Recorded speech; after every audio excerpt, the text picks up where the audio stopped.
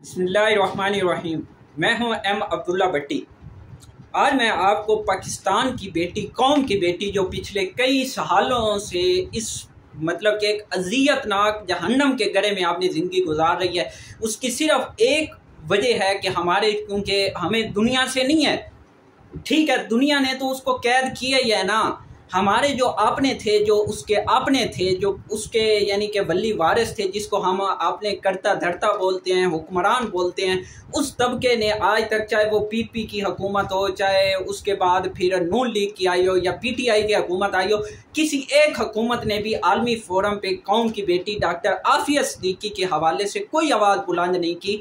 अगर ये आवाज़ बुलंद करते तो इसमें कोई शक नहीं था, कोई रत्ती भर उसमें शक नहीं था कि कौम की बेटी दिनों में रिहा हो सकती थी, दिनों में रिहा हो सकती थी पाकिस्तानियों। लेकिन चूंकि हमारे हुक्मरानों ने संजीदा ही नहीं लिया इस मामले को, कौम की बेटी के लिए इन लोगों ने आवाज़ ही बुलंद नहीं की, इन्होंने सही मानों में। लेकिन एक जानिब अमेरिका के लोग, यहाँ से देखें, हम पाकिस्तानी इस्लामी रियासत जो एक बनाई गई, जहाँ लोगों के हकूक़ होने थे, जिसका तहफ़्फ़ुज़ हुक्मरानों ने करना था, वो अनफॉर्चुनेटली ये कर रहे हैं कौम की बेटी के साथ। दूसरी जानिब एक अमेरिका, जिस जेल के अंदर, मैं आगे चल के पूरी आज आपको डॉक्टर आफिया सिद्दीकी की जो बायोग्राफी है उसके बारे में मैं आपको पूरी डिटेल में बताऊंगा कि वो कहाँ पैदा हुई, तालीम क्या हासिल की, उसके वालिदैन कौन है और वो इस वक्त क्यों जेल में गई हुई है, वो कैसे गिरफ्तार हुई थी, उसका बेटा किधर है जो नामलूद था, जो एक मतलब बिल्कुल मासूम, जिस बेचारे को तो पता ही नहीं था कि मेरी आज माँ किधर है, उसको आज भी नहीं पता। तो ये आगे चल के मैं आपको बताता हूँ। लेकिन उससे कबल मैं सिर्फ आपको एक चीज़ बताना चाहता हूँ कि दूसरी जानिब अमेरिका का आदमी रेमंड डेविस, शायद आपको याद हो, लाहौर के अंदर दिन दिहाड़े लोगों को मतलब कि गाड़ी के नीचे रौंदता हुआ चला जाता था और उसी शाम अमेरिका उसको आपने यानी कि यहाँ से फ़्लाइट के अंदर वो अमेरिका पहुँच जाता था। आज वो वहाँ याशी मज़े की ज़िंदगी गुजार रहा है, आज़ादाना ज़िंदगी गुजार रहा है। भले हम उसको, मैं उस पर तनकीद नहीं करूँगा, मुझे अमेरिका से कोई गिला नहीं है, मुझे गिला अपने हुक्मरानों से है कि खुदा इन्होंने क्यों नहीं आवाज़ बुलंद की। वो आपने एक जो दुनिया ने देखा कि दिन दहाड़े उस आदमी ने नशे की हालत में घड़ी मासूम लोगों के ऊपर गाड़ी चढ़ा के उनको कत्ल कर दिया, कुचल दिया उनको। लेकिन उसकी हुकूमत ने उसको फिर भी ऑन किया और उसको विद इन उसी रात यानी कि विद इन 24 घंटे उसको वहाँ से आपने मुल्क बुलवा लिया। लेकिन एक हमारी हुकूमत है जो आवाज़ ही बुलंद नहीं कर सकी। अगर ये आवाज़ बुलंद करती तो आज कौम की बेटी डॉक्टर आफिया सिद्दीकी पाकिस्तान के अंदर मौजूद होती। बट अनफॉर्चुनेटली हमारे जो मुल्क के करता धरता हुक्मरान हैं, उन्होंने इसके ऊपर किसी किस्म की कोई आवाज़ ही बुलंद नहीं की। अब मैं आपको बताता हूँ डॉक्टर आफिया सिद्दीकी की ज़िंदगी के बारे में, वो कहाँ पैदा हुई। ये 2 मार्च 1972 को पाकिस्तान के शहर कराची में पैदा हुई और इसकी जो परवरिश और पढ़े लिखे, और ये एक समाजी और पढ़े लिखे ख़ानदान में पैदा हुई है। कोई इसके वालिदैन कोई अनपढ़ नहीं है। इसके जो ख़ानदानी पस मंज़र है वो इंतहाई तालीम याफ्ता और इल्मी फ़जीलात में बहुत ज़्यादा मतलब कि उसके अंदर है। इनके जो वालिद वो मोहम्मद सिद्दीकी एक डॉक्टर थे और इनकी वालदा अस्मा सिद्दीकी एक घरेलू खातून थी। आफिया 3 बहन भाइयों में से सबसे छोटी थी और इसके बड़े भाई और बहन भी इंतहाई काबिल अफराद में थे। वो भी डॉक्टर है, जो इसकी बहन है वो भी डॉक्टर और भाई भी, वो ये माशाल्लाह बड़े वेल एजुकेटेड और एक साइंटिस्ट टाइप फैमिली थी। आफिया सिद्दीकी की परवरिश में तालीम ने कलीदी किरदार अदा किया। इसने इब्तदाई उम्र से ही तालीमी लिहाज से बेहतरीन कारकर्दगी का मुजाहिरा किया और साइंस के लिए एक ख़ास काबिलियत का मुजाहिरा किया। अपने हाई स्कूल की तालीम मुकम्मल करने के बाद वो ह्यूस्टन यूनिवर्सिटी चली गई, जहाँ से उसने बायोलॉजी में बैचलर की डिग्री हासिल की। डॉक्टर आफिया सिद्दीकी का इल्म और आला तालीम के हसूल के जज्बे ने उन्हें PhD करने पर मजबूर किया, जिसके लिए उसने अमेरिका, जहाँ आज वो जिस जहन्नम जिस मतलब के मुल्क के अंदर कैद है, उसी की यूनिवर्सिटी ब्रेंडर्स यूनिवर्सिटी का रुख किया, जहाँ से उन्होंने न्यूरो साइंस में डॉक्टरेट की डिग्री हासिल की। माशाल्लाह से यह उसकी काबिलियत का लेवल था। अगर उसके संबंध, अच्छा, डॉक्टर आफिया सिद्दीकी सिर्फ एक वेल एजुकेटेड खातून नहीं थी, उसको गरीब लोगों का भी बहुत बड़ी एहसास रखने वाली खातून थी। उसको गरीब लोगों की मतलब कि उसकी तरक्की का भी उसको बड़ा ख्याल था। गरीब लोगों की जो वो बड़ी मजबूरी का एक बेबसी की ज़िंदगी गुजार रहे थे, उनकी तरक्की का भी उसको बड़ा एक जज्बा था। इसलिए वो सामाजिक कामों में भी बढ़ चढ़ कर हिस्सा लेती थी। अमेरिका में तालीम हासिल करने के दौरान डॉक्टर आफिया सिद्दीकी ने इंसानी और समाजी इंसाफ और ख़ास तौर पर मुस्लिम कम्यूनिटीज़ के हकूक़ में बढ़ चढ़ कर हिस्सा लिया, तेज़ी से शामिल हुई। उसने इस्लामी तंजीमों में बढ़ चढ़ कर हिस्सा लिया और दुनिया भर में मुसलमानों को मुतासिर करने वाले मसाइल के बारे में बेदारी पैदा करने के लिए किरदार अदा किया। दूसरी जानिब जो उसकी, अब मैं आपको थोड़ी सी उसकी गिरफ्तारी का पस मंज़र भी बता देता हूँ कि वो कैसे गिरफ्तार हुई। बेसिकली 2003 में डॉक्टर आफिया सिद्दीकी की ज़िंदगी ने एक अलमनाक मोड़ लिया उस वक्त जब वो 3 बच्चे पाकिस्तान में लापता हो गए थे और बाद में इंकशाफ हुआ कि उसे पाकिस्तानी हुकाम ने हिरासत में लिया और बाद में उसे अमरीकी खुफिया एजेंसियों के हवाले कर दिया गया। इस पर दहशतगर्दी से मुबैना रवाबित का इल्ज़ाम लगाया गया था और कुछ लोगों ने उसे लेडी अल-कायदा का नाम भी दिया था। 2010 में डॉक्टर आफिया सिद्दीकी को एक अमरीकी अदालत ने अफगानिस्तान में अमरीकी फ़ौजी एहलकारों के कत्ल की कोशिश के इल्ज़ाम में सज़ा सुनाई थी। इसकी गिरफ्तारी और इसके बाद होने वाले मुकदमे के इर्द गिर्द के हालात इंतहाई मुतनाज़ा थे और इसका मुकदमा कारकुनों और इंसानी हकूक़ की तंजीमों के लिए एक मरकज़ी नुक़्ता बन गया था, जिन्होंने दावा किया कि इसकी हिरासत के दौरान इनके साथ गैर मुंसिफ़ाना सलूक किया गया और उससे तशद्दुद का निशाना बनाया गया।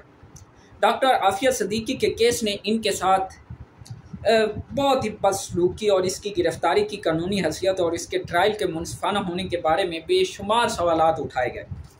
इंसानी हकूक़ की बहुत सी तंजीमों और कारकुनों ने इसकी रिहाई के लिए मुहिम चलाई, ये दलील दी कि वो नाइंसाफ़ी का शिकार है।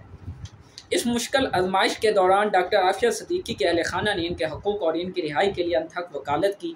इसकी वालदा, बहन और ख़ानदान के दीगर अफराद इनकी हमायत में आवाज़ उठा रहे हैं और इंसाफ के लिए ज़ोरदार मतलब के दरवाजे खटखटा रहे हैं और दस्तक दे रहे हैं और इसकी गुमशुदगी और इसके बाद की कैद के इर्द गिर्द के हालात पर रोशनी डालने की कोशिश कर रहे हैं।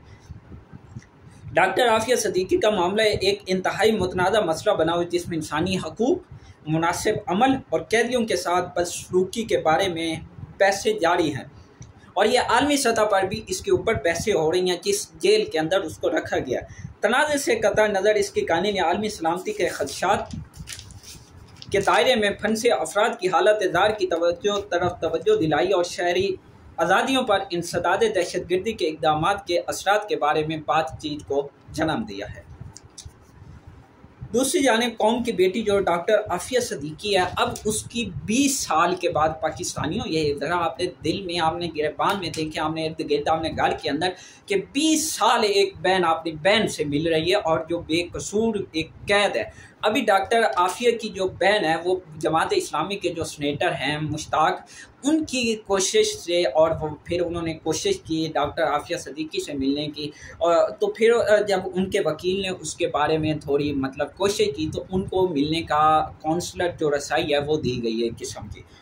तो अब इस सिलसिले में जब वो मुश्ताक है तो उसके साथ डॉक्टर आफिया की जो बहन है डॉक्टर फौजिया, वो भी गई, जो 20 साल बाद अपनी बहन से मिलती है। अब वो अपनी बहन से जो उनकी मुलाकात हुई वो ज़रा दुख बड़ा अहवाल सुने कि वो किस तरह की वहाँ ज़िंदगी गुजार रही है। और डॉक्टर आफिया सिद्दीकी ने अपनी बहन डॉक्टर फौजिया को 20 साल बाद जो उनके पूरे पसे मंज़र जो वहाँ उसके साथ सलूक किया गया, क्योंकि 20 साल बाद पहली दफ़ा किसी ख़ानदान ने, किसी पाकिस्तानी मतलब के ओहदेदार ने उनसे मुलाकात की है। ज़रा अब वो अहवाल सुने।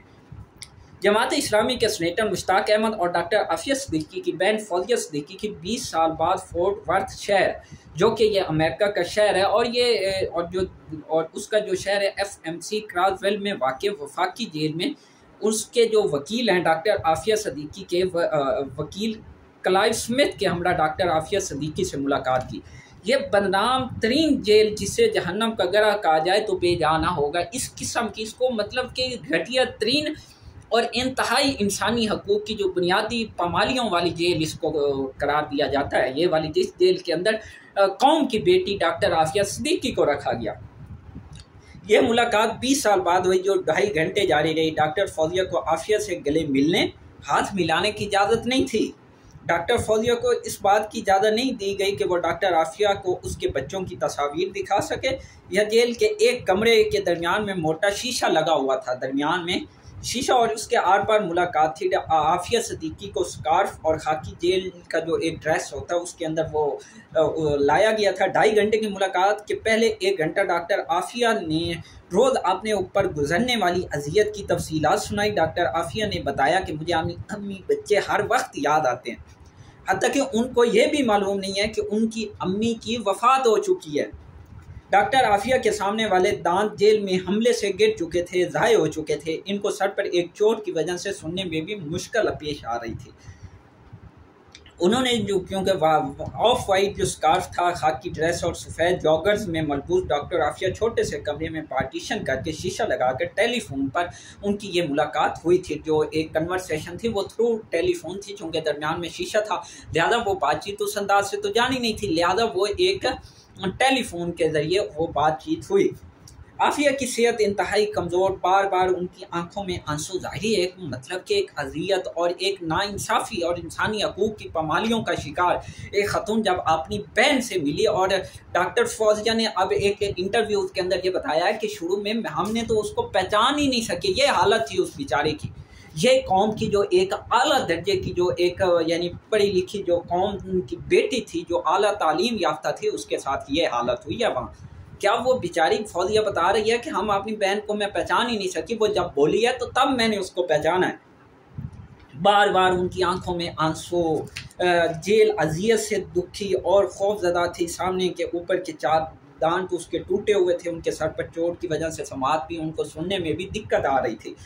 वो बार बार मुझे वो फौजिया को और मुश्ताक गनी को, वो सेनेटर जो मुश्ताक अहमद है जमात इस्लामी, उसको बार बार ये बोल रही थी कि मुझे इस जहन्नम से निकालो। डॉक्टर फौजिया और उसके वकील उस वक्त क्योंकि मौजूद थे। मुलाकात के अख्ताम पर जंजीरों में जकड़ कर उसको एक बार फिर उस काल कोठरी में ले जाया गया। इनका ध्यान बदलने के लिए इनको जेल में किताबों में मसरूफ़ रखने की खातिर मैं इनको अदाब, शेर व शायरी के मौज़ूआत पर लाती तो गालिब इकबाल और हफीज़ जलंदी और फ़लसफ़ियाना इल्मी गुफ्तगू पर गैर मामूली कादिर और कलामी का मुज़ाहिरा करती। लेकिन अचानक बच्ची अम्मी और जेल की अज़ियत और जेल की ये खौफनाक मुस्तकिल याद आती तो उदास होकर मुझे सिर्फ़ ये कहती कि मुझे इस जहन्नम के गड़े से निकालो। और उस जब ये गिरफ़्तार हुई पाकिस्तानियों, जो सबसे अज़ियतनाक कहानी है वो ये है कि जब ये गिरफ़्तार हुई थी, इसको जब गिरफ़्तार तो उस वक्त इसका 9 मौलूद बेटा था जो सिर्फ 6 माह का था। आज ये 20 साल हो गए इसको कैद, आज तक उस बच्चे का नहीं पता वो ज़िंदा है बेचारा, किस हालत में है, किसी की कैद में है, मर गया है बेचारा, क्या है ये कुछ पता नहीं है। ये हालत हमारे हुक्मरान, इसमें मैं किसी को कोई जिम्मेदार नहीं ठहरा रहा है, इसमें सारे मुलव्वस हैं, चाहे हमारे जो इस वक्त जितने भी इक़्तिदार में आए हैं, चाहे वो फिर PPI, चाहे वो नो लीग है या PTI या अब PDM की हुकूमत है। आज बल्कि मौलाना फजल रहमान ने एक जगह प्रेस टॉक की है। प्रेस टॉक में जब उससे पूछा गया कि आप इस वक्त आपकी हुकूमत है तो अभी जो डॉक्टर आफिया सिद्दीकी के बारे में आप क्या मतलब उसके बारे में कोशिशें कर रहे हैं, जो जमात इस्लामी उसका साथ देंगे, तो उन्होंने कहा कि मुझे तो पता ही नहीं क्या कोशिशें हो रही हैं। ये मौलाना मतलब क्या बात कर रहे हो। ये याद रखो मौलाना साहब, आप एक आलिम दीन हो, आपको तो सबसे पहले आवाज़ उठानी चाहिए थी। जब आप अपोजिशन में थे तो आप बार बार ये कह रहे थे कि डॉक्टर आफिया सिद्दीकी के बारे में ये क्यों नहीं मतलब कि उसके बारे में आवाज़ उठाई जाती। तो आज मौलाना साहब आप हुकूमत के अंदर हैं, आपके बेटे, आपकी बाकी लोग वफाकी कैबिनेट का हिस्सा हैं यहाँ, क्योंकि जब PDM की हुकूमत है इसमें किसी एक पार्टी को जिम्मेदार ठहराना तो नाइंसाफ़ी होगी ना। जब एक आदमी इनिशिएटिव ले रहा है तो कोशिश करें ना सारे मिलके इस कौम की बेटी को इस अज़ियत और इस जहन्नम के गड़े से निकालने के लिए कुछ तो किरदार अदा करें। ये कौम की बेटी है हम सब की, और ये जो ज़ाहिर सी बात है जो मुल्क से बाहर कैद है उसकी जिम्मेदारी हुक्मरानों पे होती है, वो किरदार अदा करते हैं। वज़ीर ख़ारजा किया बिलावल भुट्टो साहब, इस कौम की बेटी की तरफ भी आप थोड़ी सी मतलब अगर तवज्जो दे दें तो ये कौम की बेटी वापस इस धरती पे वापस आ सकती है और अपने प्यारों के साथ जो उसकी बची खुची जो एक मतलब की ज़िंदगी है वो कम अपने प्यारों के साथ गुजार सकती है।